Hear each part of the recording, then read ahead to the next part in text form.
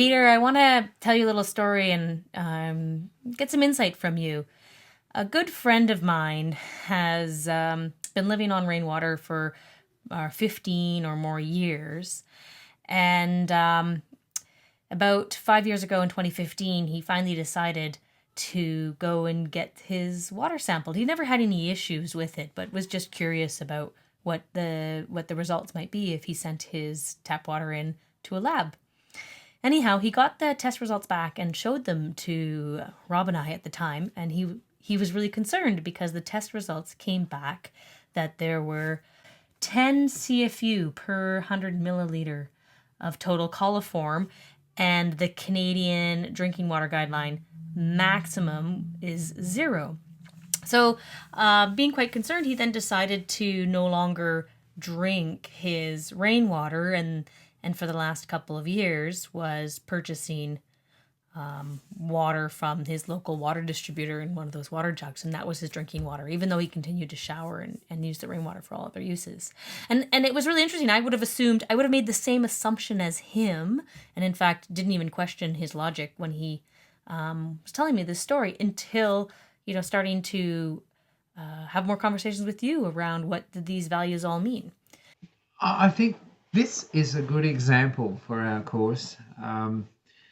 So what we're really talking about here is whether or not you really need to test rainwater. And in our last module, we discussed how the EN health guidelines in Australia, published by our Health and Medical Research Council, our national guidelines have said there's really no point testing rainwater unless there's a really good reason for it, because there's many avenues for confusion. So you've published on the screen the tests from this family's house. If we go straight down to the microbiology section, the lab has only tested total coliforms and got a count of 10 colony forming units per 100 mils, and E. coli, and they've got 0 count for 100 mils.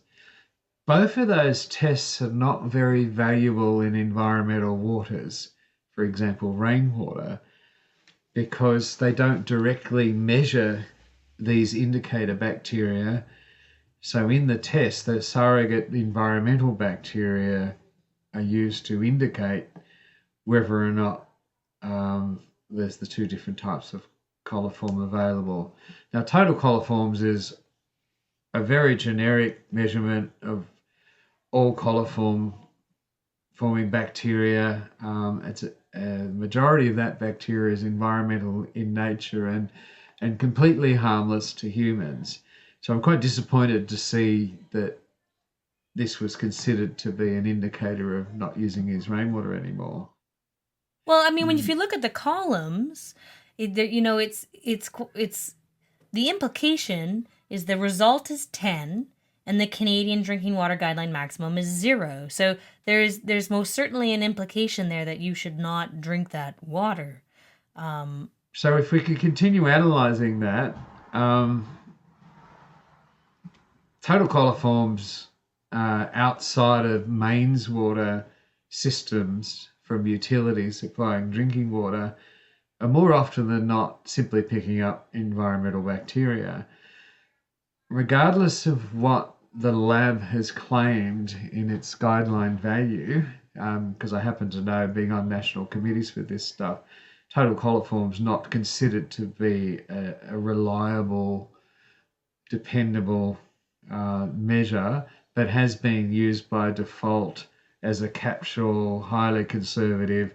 While there might be some fecal bacteria in the water, even though coliforms actually don't represent fecal bacteria, they're mostly an environmental bacteria. Regardless of what the lab has said or what the guidelines may or may not say, the telltale result here is there's 0 colony forming units for E. coli. Now, E. coli is a more specialized indicator that's more likely to be associated with fecal contamination. And it says 0. So therefore it overrides the total coliform value. And so all the microbiology is trying to tell you there's the primary source of infectious diseases in water bodies of this nature would be from fecal contamination. So if E. coli is 0, it overrides the value of 10 for total coliforms, which makes the guideline values on the other side a little bit redundant. And I'm not sure why they were testing total coliform and E. coli as well. But there's an added complexity in rainwater because there are 32 and counting environmental species of E. coli even. So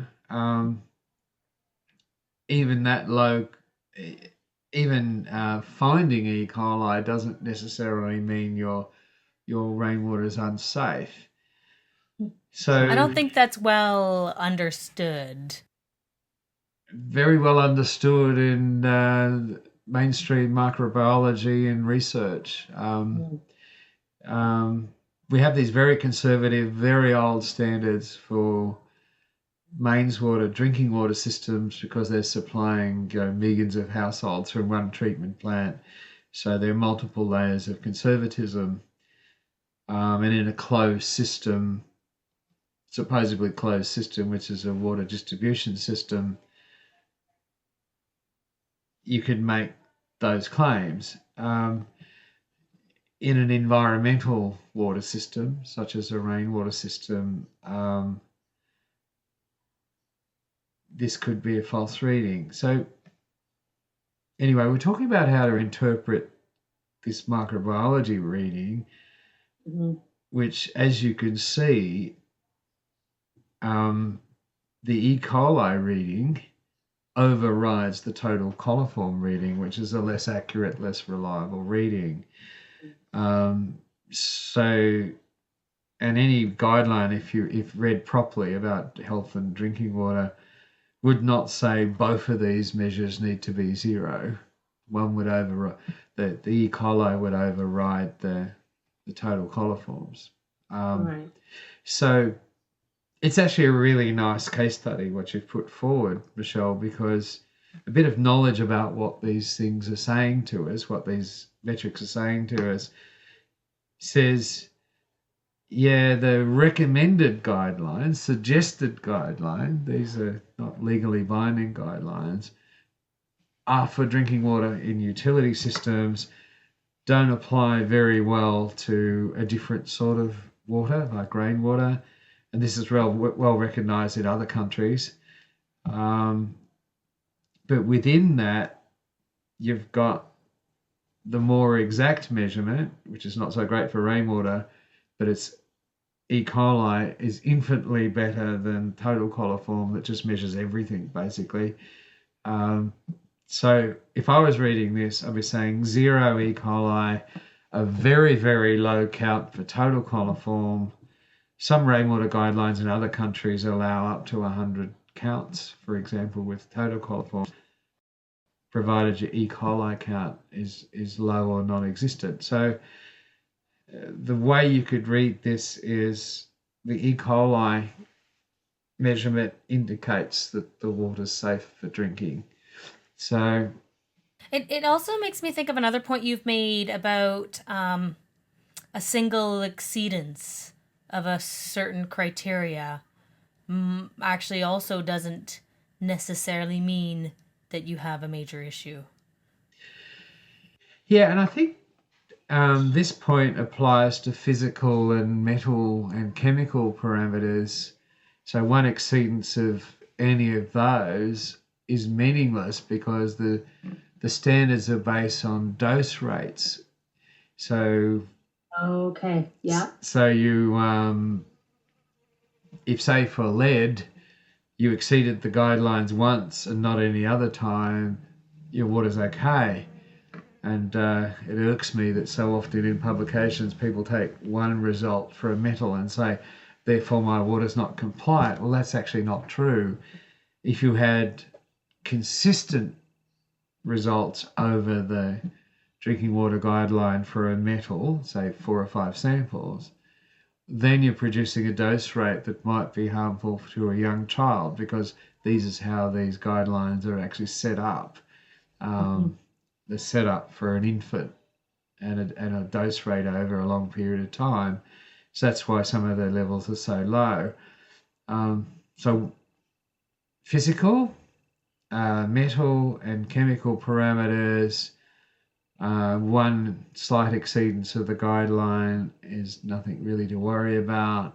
Repeated exceedances of the guidelines is something to worry about. However, if the guideline is, say, 0.01 milligrams per litre for lead, for example, which I think it is, and you get 100 milligrams per litre of lead, you've exceeded the guideline by so much, you'd be saying, hang on, there's something going on here, I really need to do something about it. But if you've got 0.012 for lead, and it only happened once in 4 samples, you haven't exceeded the guideline. So with bacteria, it's slightly different. So, and we're in this confusing space because we're only dealing with indicator bacteria. The E. coli and total coliforms don't make people sick unless it's a very rare species of E. coli, which comes from cattle, for example, and some more esoteric subspecies in the coliform domain that may be opportunistically harmful. But generally speaking, these two microbiology parameters are actually only indicators. They actually don't mean anything's harmful in the water. They actually mean something harmful might be in the water. And it gets even more interesting, excuse my health knowledge here, but so say you have a count for E. coli, say you weren't in rainwater where there's potentially 32 species of E. coli that are environmental and completely harmless. Let's be conservative. A count of E. coli is actually suggesting to us there might be a problem. That's okay, we can go with that. That is only saying there could be fecal contamination of your water. There could be poo in your water. Not there is, there could be. But poo in your water, fecal contamination on its own is not really a health hazard unless there's a lot of it, and that will be quite horrible, to be honest. So, but that's only harmful if the person or the animal that's defecated in the water was sick. So you've got it might be chain of risk here. And what you tend to get with your friend with this, they see this number that says might be, and they've attached an absolute value to it. And I think what we're doing here in the course, Michelle, is explaining to people these mean quite different things. So then with some of that background and context, you've already expressed that in Australia it's quite different to kind of the direction in North America that I see codes and standards and regulators even wanting to take, which is quite a bit of substantial testing, both on the commissioning end and on an ongoing basis. But even just reflecting on these results and how confusing it is, do you have some common sense approach to how one might both just basically get some assurance that their water quality is good? So, as we talked about in the last lesson,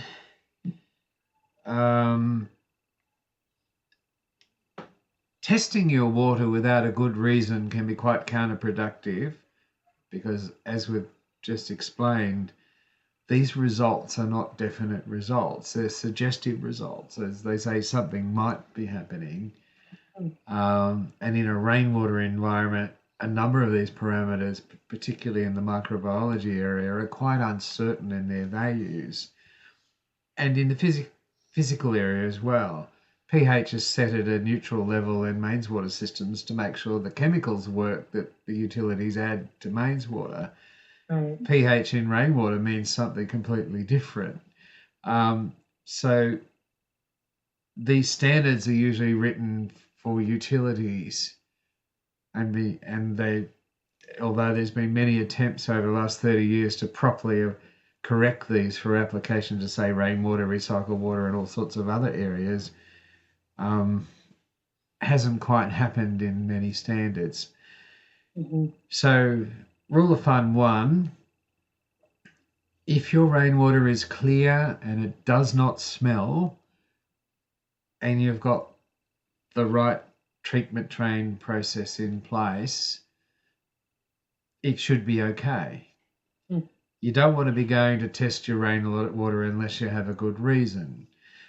One of the good reasons to test is maybe after you first set up your system and you've waited a day or two and let the water settle and the treatment train come into effect. You then might check at the tap, your drinking water tap or your point of supply, provided you've got the right quality tapware, which we talked about in the last lesson.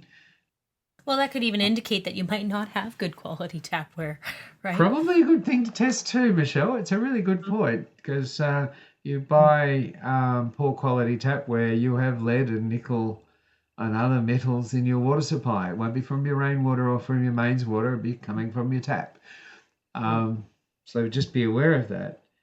So when you're first commissioning, the rainwater harvesting's settled down, your rainwater's clear and doesn't smell, and you want to take a commissioning test, you might end up with something like this. I'd ask for different parameters, but that's not complicated at this point. Standard labs are used to providing this sort of test. And if you had this sort of result, we'll talk about the other non-microbiology results, I'd be saying it's okay from a microbiology point of view, because there's 0 E. coli and because the total coliform count is very low.